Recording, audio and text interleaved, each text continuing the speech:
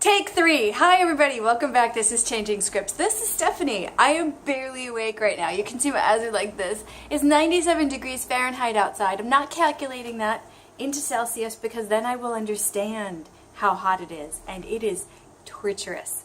I have, can you see this? I have the blinds closed. I am a plant. I need sunlight, but it is so hot, even with the air conditioners and the fans on. I'm dying in here, so I had to block out the sunlight. It's supposed to be a 10-day heat wave. We're about 3 days in. So I'm pushing through. I'm staying inside. I'm not getting my sunlight. I have to overdose on the vitamin D tablets. Blech. Anyway, I want to give you an idea of all of the millions of things I'm doing to try to cement the Chinese language that I'm learning. I have seriously branched out since the first few weeks, and even in the past few weeks, and I'm trying to figure out how to do this in a way that it doesn't end up being like an hour-long friggin' video. I also want to show you, I've got my computer and the cell phone that I use, not my recording cell phone, near me. I want to show you some of the things that I use in case you are learning Chinese and you want to use some of those things too. Wow, that's a weird angle. I'm very new at this. Alright, so first I want to just quickly run down my list of all the things that I am doing. And it's still heavily vocab based, but I was getting a little bit bored with just vocabulary, even when I added in the sounds via the pinyin and the sound files and Anki and things like that. Even when I added that in, I was still getting a little bored. So, man, word to the wise, don't move your tripod once it's in place. Okay, we're done. So even with that, I felt the need for more. So I've added a lot more. Thus, with constantly changing how I'm learning and what I'm learning, I don't have a good tracking system on how far I'm progressing. And I'm just going to have to get comfortable with that because I am not the type of person to track a linear progression. I have read different things. I've been geeking out, like listening to a bunch of Polyglot videos, and I'm just not someone that tracks their progress. I guess my progress is doing something every day and action progress complete. I'm definitely doing a lot every day. And the second progress is, am I able to maneuver either by reading or by now some common phrases that I'm using when I function just around Shanghai and around China when I travel. And so I guess those will have to be my two progress indicators from now on, because I don't want to spend my time tracking my progress on how many characters I know and how many hours I do this or whatever.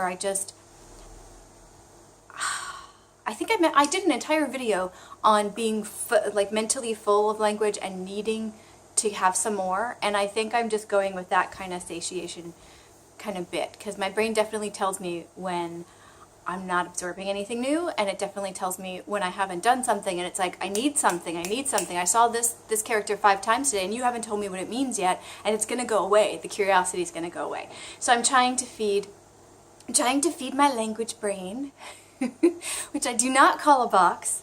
I'm not going to go into SLA theory, sorry. Okay, so here are the 9 things. I know I stopped mid-sentence there, but I'm just going to do that. It happens. So I've narrowed it down to 9. I'm sure I will think of more as I'm reading this out to you. Number 1. That's pretty cool, right? Yeah. Flashcards. Lots of flashcards. I'm still using Anki primarily. I'm not in love with it. I like the fact that I make the cards and I see the things I make and I can personalize and start using some of the photos I'm taking in them. And for some of the signs in the subways that I'm in around town, I am pulling those in. And so it's kind of nice because then when I see it in the wild, I'm seeing the same picture that's in the flashcard deck. But I'm not in love with the process. I can update it on my phone, I can update it on my computer, and I can sync the two so I can, as long as I remember to do that, I don't lose anything. But there's something missing and I can't put my finger on it yet. So I'm still in a love-hate relationship with Anki, but it is the best thing that I have found so far for making my own decks. I am doing multiple decks, and I'll show you that in just a bit. I'm doing radicals, and I'm doing phrases, and I'm doing sentences. And yeah, so I've got different kinds of vocabulary going on in there. Social media, number 2. I'm a big Twitter girl. That's primarily where my heart and soul lies as far as getting excuse me, information about my interests, and one of my interests right now is learning the Chinese language.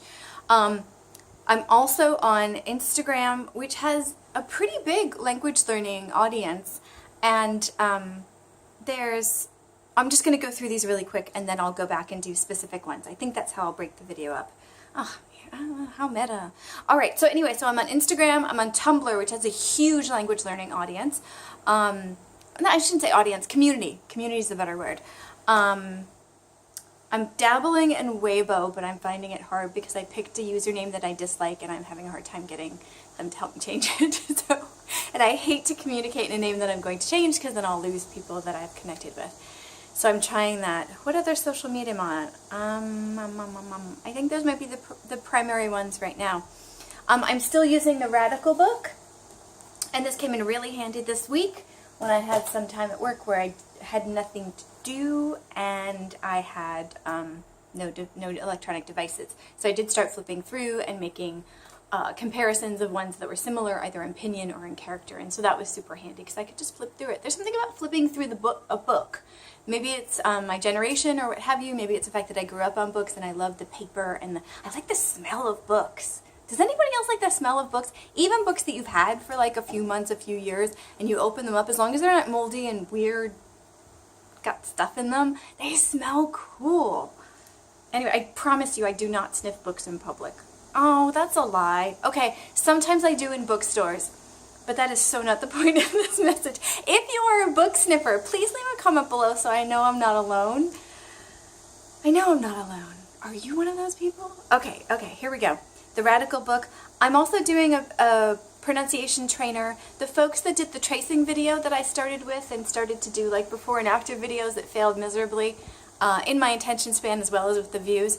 I still do the tracing with that company, but they also do opinion trainer, which is awesome. And I'll probably end up doing a video just on that, just so you can see what that looks like. And that's really good. They'll put sounds that are close to each other, then they'll put I think they're words or phrases that are close to each other. So they'll do one syllable comparisons where you'll pick one that it is, and then multiple syllable comparisons where they'll do things where you have to pick two sounds next to each other. And that gets a lot harder because the tones change a little bit when you have tones next to each other. So it's really, really good practice. I super duper like it. I'm trying to look at newspapers more, Chinese language newspapers. Right now, obviously, I'm looking for one of two things. One is the title. Can I figure out what the article is about? I can also use the pictures to cheat a little bit on that. And two is I'm looking for frequent characters that I see throughout there, and I'll look for the meaning in Pleco, and if it seems like a word that'll probably come up a lot, especially I'm super fond of abstract words and verbs. Verbs are, oh God, I want more verbs. So if that seems like a verb that'll probably come up a lot in newspaper reading, which is something I really want to do a lot of, one of my main goals in doing this, then I'll put that over into my Anki newspaper deck, and that'll be that. So I'm not actually reading newspaper articles at this point. It's more of scanning, getting input, identifying, trying to get the gist of the articles. That's all I can do at this point. I don't have enough vocabulary to try to read even sentences. I'm able to see spaces between characters more than I could back when I made my What the Hell is Going On with Spaces video a few weeks ago or a few months ago at this point, but not enough to read full sentences. It still makes my brain explode when I see a full sentence and cannot figure out where the words are. Super frustrating. But you know what? I know I'm a ways away from reading newspapers, but that is a long-term goal, and that is something I can still do something to get there.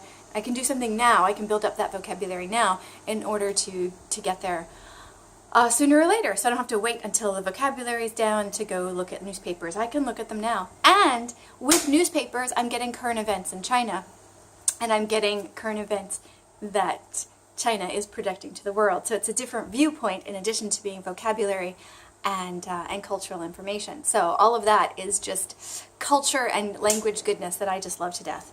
In addition to Anki, I am using Memrise. I just started yesterday, so I don't have a lot to say about it yet. It looks like a Duolingo-esque kind of app, and it sounded like, from the polyglots that I was listening to on YouTube, it sounded like you input your own cards or your own flashcards, but so far in the level that I'm at, I'm just using their stuff, and they're doing basic sentences and a lot of vocabulary practice. in those basic sentences, like my name is, her name is, that kind of thing. But that's something I don't generally have a lot of, so I appreciate the heavy vocab practice within common phrases, because over in Anki I am doing common phrases, but they're the whole phrase and they're not broken down. So it's kind of accentuating the phrases in the Anki pack that I downloaded that aren't really broken down. It's sort of helping me get through those as well. So they're kind of playing off each other nice. Chinese Skill is another app that I heard somebody else mention for China, for learning Chinese, that is, again, very Duolingo-esque. It's still very basic vocabulary. I did a lot of he is, she is kind of stuff yesterday. I'm just a few days into that one too. So it's just using different things, using bits of language and using longer chunks of the language, but still barely sentences. And I don't expect so much to be able to produce most of these sentences as I do want to be able to distinguish between the words when I hear them, and more so be able to identify the character when I read them with the word when I see them, when I hear them. Yeah, it's so hot. I'm losing my train of thought already. Okay, and of course, I don't know why I put it number 9, because I'm recording a YouTube video right now, but YouTube. I have this list of tag words, keywords that I'm using to look for people in YouTube, in Chinese language learning, but also to advertise this channel as well. And I added polyglots to the list, not just China, Chinese language, HSK, Pinyin, Mandarin, those kind of keywords that are obvious. I added polyglots to the list of keywords, and I feel really weird every time I post a video and I'll put Chinese language with a hashtag and polyglot with a hashtag, because I am about as far from a polyglot as one can get.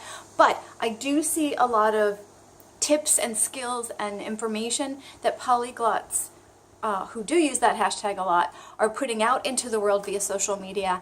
And I think, one, some of the things I'm doing might help them learn Chinese as if they need my help. And two, a lot of the things they're doing might help you guys watching me learn this. And I think that's it, actually. There's no and. That's it. So I'm hoping to be able to contribute to that polyglot community, and at some point in the future, maybe I would get fluent enough in a language to be included in that community. But for me, it's more about the process than the end goal of being considered in a label.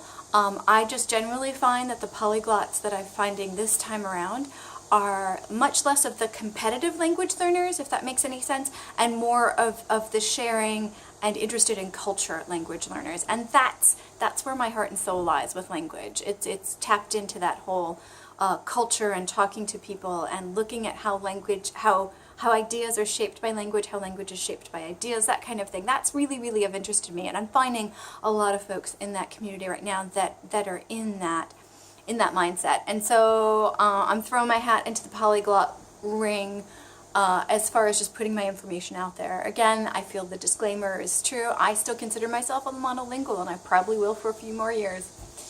I don't know where that line ends, and I don't care. It's just been a really interesting community to jump back into.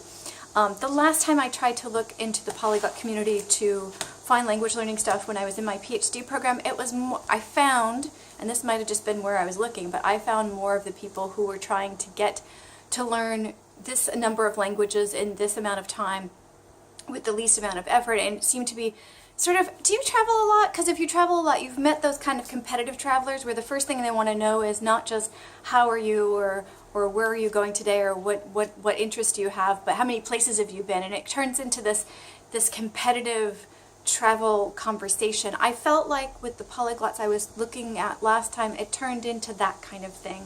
And again, it was probably just who I was grabbing for at that time online. And it's not a reflection on polyglots as a whole, it's a reflection of probably where I was.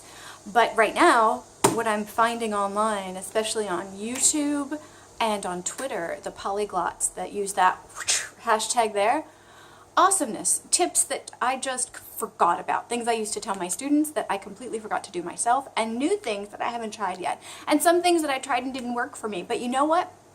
You try new things. Anyway, so that's the list of 9 things. This is video 1. I'm going to make some other smaller videos on some of the tools because I wrote down specific things within those that really, really helped me. And I've got examples online and on my phone that I want to show you that I think if you're learning the Chinese language might help you with your progress, because there are some folks that are doing some amazing stuff helping others learn the Chinese language online, and I really, really want to share those with you. So that is coming probably in a few minutes after this.